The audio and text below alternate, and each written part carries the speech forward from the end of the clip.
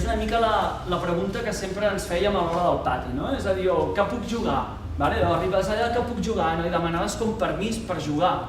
Llavors t'acceptaven o no t'acceptaven, no? Llavors, hi havia molts llocs que deien, ¿se puede? Els del futbol, ¿se puede? I després et deien, si sou dos, busca't un altre.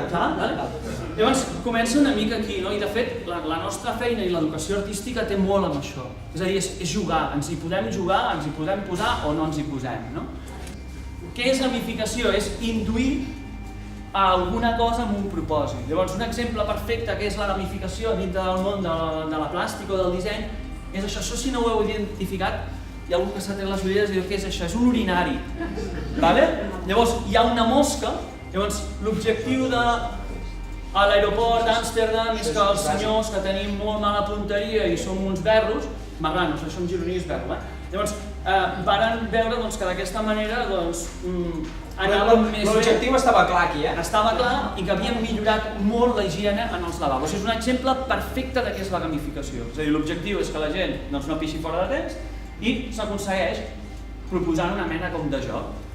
L'any passat, els que vau venir per aquí, ja us vam explicar, aquest any ho hem tonejat una mica adaptant-ho, però evidentment com que sabíem que ens trobaríem a gent que l'any passat no us vau patir, aquest any us ho hem arreglat una miqueta, ho hem fet una mica més visual, Bueno, diferent. Llavors, l'objectiu és motivar la gent, llavors tenim una exposició, o hem de muntar un joc de taula, o hem de muntar una història, llavors tenim uns referents i fem un seguiment que està en el blog. Aquesta és la part, bàsicament, de gamificació, en definitiva. O sigui, nois, en els nostres alumnes els hi hem plantejat al final de curs hi ha una exposició per fer i per tant ens esperen.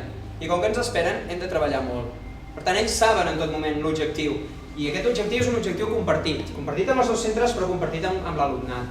Anem a crear-nos els nostres propis avatars.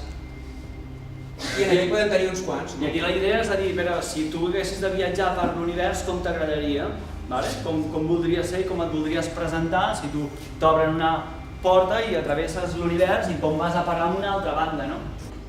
Aquesta idea d'on podríem viure, quin és el nostre entorn i quin és el seu entorn.